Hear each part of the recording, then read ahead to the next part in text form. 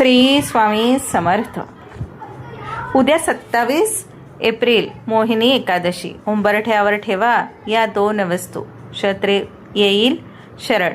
नमस्कार स्वामी भक्तांनो, तुमच्या आयुष्यात अशा काही गोष्टी घडतात का ज्याचा तर्क लावणं तुम्हाला कठीण जात आहे?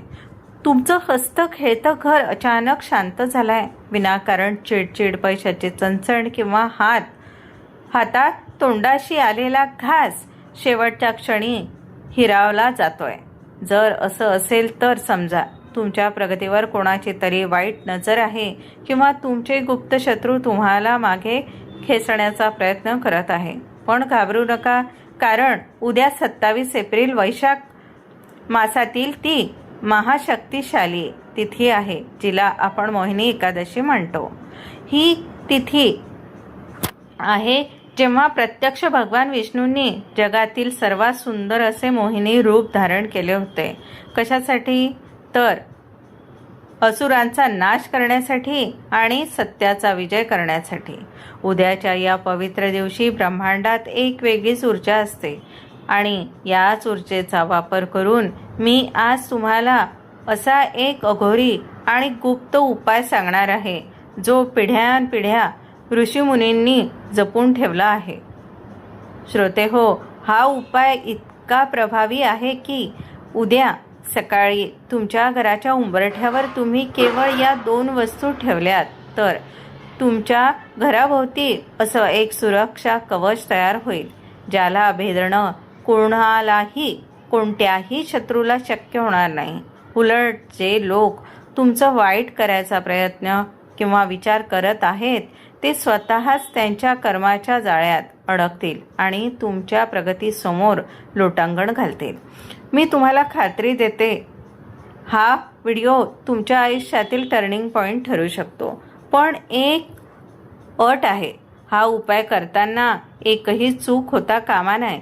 जर तुम्ही एक छोटीशी स्टेप जरी चुकवली तर ही शक्ती तुमच्या कामी येणार नाही. म्हणून व्हिडिओ एकही सेकंद स्किप न करता शेवटपर्यंत पहा, कारण अर्धवट ज्ञान हे विषासारखं असतं आणि पूर्ण माहिती हेच अमृताचं फळ असतं. उद्या हा उपाय नक्की करा. उपाय सांगण्यापूर्वी आपली ही सेवा स्वामीच्या चरणी अर्पण करून कमेंट बॉक्समध्ये आत्ता श्री स्वामी समर्थ अडथळे दूर करण्यासाठी ओम गंग गणपतये नमः आणि या एकादशीचे स्वामी भगवान विष्णूंसाठी ओम नमो भगवते वासुदेवाय लिहायला विसरू नका. तुमची एक छोटीशी कमेंट तुमचं नशीब बदलण्यासाठी ब्रह्मांडीय संकेत ठरू शकते. व्हिडिओला आत्ताच लाईक करा, कारण ही माहिती खूप मौल्यवान आहे. तुमच्या जवळच्या 5 व्यक्तींना हा व्हिडिओ शेअर करा, कारण दुसऱ्याचं भलं केलं की आपलं भलं आपोआप होतं. आणि जर तुम्ही आपल्या कुटुंबात नवीन असाल तर खालील लाल रंगाचं सबस्क्राईब बटन दाबून बेल आयकॉन नक्की दाबा, जेणेकरून स्वामींची कृपा तुमच्यावर सदैव राहील. आता नीट लक्ष देऊ नये का? उद्या पहाटे उंबरठ्यावर नेमकं काय घडणार आहे? मित्रांनो, केवळ उपाय करून चालत नाही, तर त्यामागची शक्ती आणि इतिहास समजून घेणंही तितकंच महत्त्वाचं असतं. मोहिनी एकादशीची कथा ऐकल्यावर तुम्हाला समजेल की का उद्याचा उपाय तुमच्या शत्रूंचा नाश करण्यासाठी इतका प्रभावी ठरेल. पौराणिक कथा आहे, ऐका. तुलसापूर नावाच्या एक सुंदर नगरात धृतिमान नावाचा एक राजा राज्य करत होता. त्याच्या नगरात धनपाल नावाचा एक अत्यंत धार्मिक वैश्य राहत होता. तो भगवान विष्णूंचा परमभक्त होता. त्याला 5 मुले होती, पण त्याच्या सर्वात लहान मुलगा दृष्टबुद्धी हा अत्यंत दुराचारी आणि पापी निघाला. त्याने आपल्या वडिलांची सर्व संपत्ती चुकीच्या कामात उडवली. शेवटी वडिलांनी कंटाळून त्याला घराबाहेर काढले. आता जेव्हा त्याच्याकडे काहीच उरले नाही तेव्हा तो जंगलात भटकू लागला. भूक आणि तहानेने व्याकुळ झालेला असताना तो कौंडिन्य ऋषींच्या आश्रमात पोहोचला. तो काळ वैशाख महिना होता. त्याने ऋषीच्या पाया पडून विचारले, मुनिवर, माझ्या पापांचे प्रायचित्त काय? मला माझ्या शत्रूंपासून आणि माझ्या दुर्दैवापासून सुटका हवी आहे. तेव्हा कौंडिन्य ऋषींनी त्याला सांगितले, वत्सा, तू वैशाख शुक्ल पक्षातील मोहिनी एकादशी कर. या एकादशीचे व्रत केल्याने जन्मांतरीचे पाप नष्ट होतात आणि मनुष्याला कोणाचेही भय राहत नाही. अमृताचा कलश आणि मोहिनी रूप. याच दिवशी भगवान विष्णूंनी मोहिनी रूप धारण केले होते. जेव्हा समुद्रमंथनातून अमृत निघाले तेव्हा शत्रूंनी ते पळून नेले होते. असुरांची शक्ती इतकी वाढली होती की देवांना त्यांच्या समोर लोटांगण घालावे लागेल. तेव्हा जगाच्या कल्याणासाठी विष्णूंनी मोहिनीचे रूप घेतले.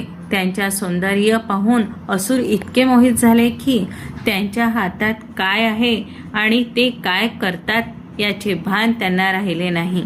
विष्णूंनी चतुराईने सर्व अमृत देवांना पाजले आणि असुरांचा पराभव केला. या कथेचा आणि तुमच्या आयुष्याचा संबंध काय सांगते ऐका. ज्याप्रमाणे मोहिनी रूपाने असुरांचा भ्रमात टाकले आणि देवांचा विजय मिळवून दिला, त्याचप्रमाणे उद्याचा उपाय तुमच्या शत्रूंच्या बुद्धीला भ्रमात टाकेल. ते तुमच्या विरुद्ध कितीही कटकारस्थान करत असेल तरी त्यांची बुद्धी चालेनाशी होईल आणि शेवटी विजय तुमचाच होईल. म्हणूनच ही एकादशी म्हणजे केवळ उपवास नाही तर हा विजयाचा उत्सव आहे. पण हा विजय मिळवण्यासाठी उंबरठ्यावर त्या 2 वस्तू कशा ठेवायच्या? चला आता वळूया त्या मुख्य उपायाकडे. मैत्रिणींनो, आज मी तुमच्याशी एका स्त्रीच्या नात्याने, एका भगिनीच्या नात्याने बोलत आहे. आपण रात्रंदिवस कष्ट करतो, घरासाठी झटतो, मुलांच्या भविष्यासाठी आणि पतीच्या प्रगतीसाठी देवाकडे साकडं घालतो. पण कधी विचार केलाय का की इतकं सेवा करूनही पदरात अपयश काय येत आहे? घरामध्ये विनाकारण वाद का होतात? एखादं चांगलं काम होता होता का अडतं? याचं उत्तर दडलंय तुमच्या घराच्या उंबरठ्यामध्ये. शास्त्रानुसार घराच्या उंबरठा हा केवळ लाकडाचा किंवा दगडाचा तुकडा नाही, तर ती एक सीमारेषा आहे जिथून लक्ष्मीचं आगमन होतं आणि तिथूनच अलक्ष्मी सुद्धा आत शिरते. जर तुमच्या घराचा उंबरठा दोषयुक्त असेल किंवा तिथून शत्रूंची नजर आत येत असेल तर तुम्ही कितीही मेहनत करा, ती व्यर्थ जाते. उद्याची मोहिनी एकादशी ही याच नकारात्मकतेला मोहित करून तिला सकारात्मकतेत बदलण्याची संधी आहे. जसं भगवान विष्णूंनी मोहिनी रूप घेऊन असुरांना भ्रमात टाकलं आणि त्यांच्या हातून अमृताचा कलश हिसकावून घेतला, तसाच हा उपाय तुमच्या शत्रूंच्या मनात तुमच्याबद्दल असलेला द्वेष नष्ट करेल. जे शत्रू आज तुमच्या मागे तुमची निंदा करतात तेच उद्या तुमच्या प्रगतीचं कोड कौतुक करताना दिसतील.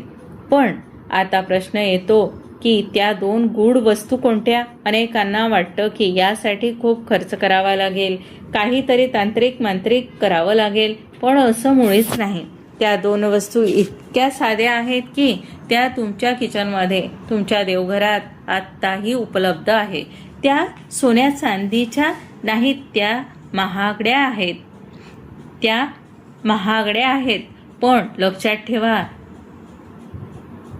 वस्तू साधी असली तरी ती वापरण्याची वेळ आणि तिची शुद्धता हीच या उपायाची खरी शक्ती आहे. त्या महागड्या नाहीत, लक्षात ठेवा. जर तुम्ही चुकीच्या वेळी किंवा चुकीच्या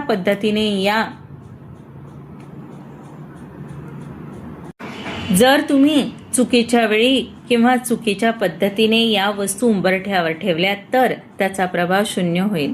अगदी 10 सेकंदाची चूक सुद्धा तुमचं नुकसान करू शकते. म्हणून पुढची 5 मिनिटे खूप महत्वाची आहे. मी तुम्हाला एक एक करून त्या वस्तूंची नाव सांगणार आहे आणि त्या कशा अभिमंत्रित करायच्या हे सुद्धा सांगणार आहे. हा उपाय करताना तुमचं मन कसं असावं, तुम्ही कोणते शब्द उच्चारावेत आणि कोणत्या दिशेला तोंड करून उभे राहावे हे नीट समजून घ्या. कारण ही मोहिनी एकादशी तुमच्या आयुष्यातील दुर्दैवाचा काळ संपून सौभाग्याची पहाट घेऊन येणार आहे. तयार आहात ना तुम्ही? चला तर मग जाणून घेऊया त्या चमत्कारिक वस्तूंबद्दल आणि त्या करण्याच्या अत्यंत विशिष्ट पद्धतीबद्दल. आता नीट लक्ष देऊन ऐका. मनातील सर्व शंका बाजूला ठेवा आणि पूर्ण श्रद्धेने हा भाग समजून घ्या. उद्या 27 एप्रिल मोहिनी एकादशीच्या दिवशी सकाळी स्नान झाल्यानंतर तुम्हाला हा विधी करायचा आहे. याची सर्वात उत्तम वेळ म्हणजे सूर्योदयापासून ते सकाळी 10 वाजेपर्यंत. या काळात ब्रह्मांडातील सात्विक ऊर्जा सर्वोच्च पातळीवर असते. पहिली गूढ वस्तू पिवळी मोहरी. मैत्रिणींनो, तुम्ही अनेकदा पाहिलं असेल की नजर उतरवण्यासाठी किंवा बाधा दूर करण्यासाठी पिवळी मोहरी वापर केला जातो. शास्त्रात याला शत्रुनाशक आणि तंत्रबाधा निवारक मानलं जातं. पिवळी मोहरी ही साधी वस्तू नाही, तर ती घरातील नकारात्मकतेला आपल्याकडे खेचून घेणारं एक चुंबकीय तत्व आहे. ती तुमच्या उंबरठ्यावर असताना कोणत्याही वाईट शक्तीला घरात प्रवेश करणं शक्य होत नाही. दुसरी गूढ वस्तू भीमसेनी कापूर आणि 2 फूल असणाऱ्या लवंगा. कापूर हा देवांचा अंश आणि शुद्धतेचं प्रतीक आहे. पण लक्षात ठेवा, कापूर वापरताना तो शक्यतो भीमसेनी आणि सोबतच तुम्हाला घ्यायच्या आहे 2 अखंड लवंगा. लवंगा घेताना त्या तुटलेल्या नसाव्यात. त्यावर फूल असणं अनिवार्य आहे, कारण लवंगाचं फूल हे शक्तीचं आणि विजयाचं प्रतीक मानलं जातं. उंबरठ्यावर हा उपाय करण्याची विशिष्ट पद्धत. सर्वात आधी एक मातीचा छोटा दिवा किंवा तांब्याचं पात्र घ्या. ते स्वच्छ धुवून पुसून घ्या. त्या पात्र्यात तुम्हाला मूठभर पिवळी मोहरी पसरवा. ही मोहरी तुमच्या घरासाठी एक सुरक्षा कवच असेल म्हणून काम करेल. या मोहरीचा वर भीमसेनी कापुराच्या 1 वाटी ठेवा आणि त्यावर 2 लवंगा अशा प्रकारे ठेवा की त्यांचे तोंड घराच्या बाहेरच्या दिशेला असेल. आता तुमच्या घराच्या मुख्य उंबरठ्याजवळ या. बाहेरून घरात प्रवेश करताना ती तुमची उजवी बाजू असेल. तिथे हा दिवा जमिनीवर ठेवा. आता कापूर प्रज्वलित करा. जेव्हा कापूर जळायला लागेल आणि त्यातून लवंगेचा आणि मोहरीचा सुगंध हवेत दरवळेल तेव्हा डोळे मिटून शांत उभे राहा. तेथेच आहे खरा सस्पेन्स आणि शक्तिशाली प्रयोग. सांगते ऐका. हा दिवा जळत असताना मनातल्या मनात अशा व्यक्तींची आठवण करा जी तुमच्या प्रगतीत अडथळे आणत आहे. त्यांचं नाव घेऊन म्हणा, हे मोहिनी माते, या शत्रूची बुद्धी माझ्यासाठी सकारात्मक कर आणि त्याला माझ्या मार्गातून दूर कर. जर तुम्हाला शत्रू ठाऊक नसेल तर फक्त इतकं म्हणा की माझ्या कुटुंबाची प्रगती रोखणारी प्रत्येक वाईट शक्ती या अग्नीत भस्म होऊ दे. जेव्हा हा कापूर पूर्णपणे जळून शांत होईल तेव्हा ती मोहरी तिथेच राहू द्या. ती तुमच्या घराच्या उंबरठ्याची राख करेल. हा उपाय करताना कोणाशीही बोलू नका आणि कोणाचं टोक लागणार नाही याची काळजी घ्या. हा प्रयोग केल्याच्या काही तासातच तुम्हाला तुमच्या घरातील वातावरणात झालेला बदल जाणवेल. तुमच्या शत्रूला तुमचं वाईट करण्याच्या विचारांपासून ही शक्ती परावृत्त करेल आणि अखेर ते तुमच्या समोर नतमस्तक होतील. मैत्रिणींनो, आता मी तुम्हाला जे सांगणार आहे ते नीट लक्ष देऊन ऐका. या उपायासोबत एक असा सिद्ध प्रयोग आहे जो मोहिनी एकादशीच्या दिवशी केल्यास तुमच्या घरात कसलंही ग्रहण लागणार नाही. हळदीच्या पाण्याचा अभिमंत्रित. उद्या सकाळी उपाय करण्यापूर्वी 1 तांब्याच्या पेल्यात पाणी घ्या आणि त्यात चिमूटभर हळद शुद्ध हळद मिसळा. हे हळदीचे पाणी आपल्या उंबरठ्यावर शिंपडा. हळद ही केवळ मसाला नाही, तर ती भगवान विष्णूंना प्रिय असणारी वस्तू आणि वास्तुदोषापासून मुळापासून उपटून टाकणारी वस्तू आहे. हे पाणी शिंपडताना तुमच्या उंबरठ्यावर एक सोन्यासारखी चकाकी येते, जी नकारात्मक ऊर्जेला आत येण्यापासून रोखते. शत्रू आणि करणी बाधेपासून ब्रह्मास्त्र. आता सर्वात महत्त्वाचा विषय. तुमच्यापैकी अनेकांना असं वाटत असेल की तुमच्यावर कोणाचं तरी करणी केलेली आहे किंवा कोणती बाधा झाली आहे. कोणीतरी मुद्दाम आमचं नाव घेऊन काहीतरी वाईट केलंय. जर तुमच्या मनात अशी भीती असेल तर उद्या दुपारी 12च्या आधी हा प्रयोग करा. काही पिवळ्या मोहरीचे दाणे आपल्या मुठीत घ्या.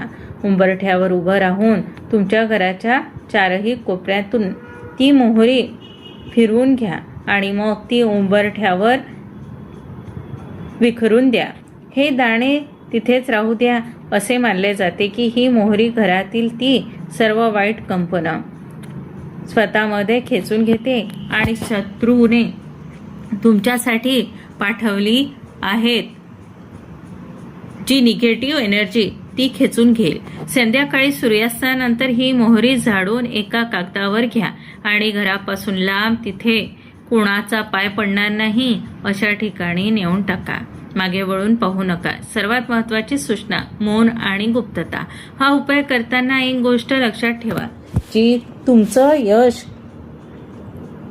ठरणार आहे. हा पूर्ण विधी करत असताना तुमची जीभ शांत असावी. म्हणजेच कोणाशीही बोलायचं नाही, कोणालाही सांगायचं नाही की तुम्ही काय करत आहात. अगदी घरातल्यांनाही हा विधी शांतपणे पाहू द्या, पण त्यांच्याबद्दल चर्चा करू नका. जेव्हा तुम्ही एखादा उपाय गुप्त ठेवता तेव्हा त्यातील ऊर्जा बाहेर पडत नाही. विश्वास ठेवा, अफाट शक्ती, युनिव्हर्स एनर्जी अशाच गुप्त कर्मांना 10,000 पट जास्त वेगाने फळ देते.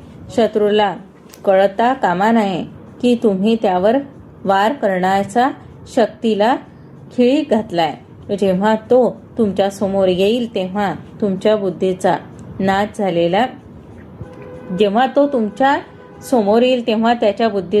झालेला असेल आणि तो स्वतःहून तुमच्या समोर झुकलेला असेल. हा उपाय म्हणजे तुमची ढाल आहे. श्रद्धेने करा आणि मग पहा आयुष्य कसे चमत्कार घडते ते. व्हिडिओ आवडला असेल तर व्हिडिओला लाईक करा, शेअर करा आणि कमेंट बॉक्समध्ये श्री स्वामी समर्थ नक्की लिहा. श्री स्वामी समर्थ.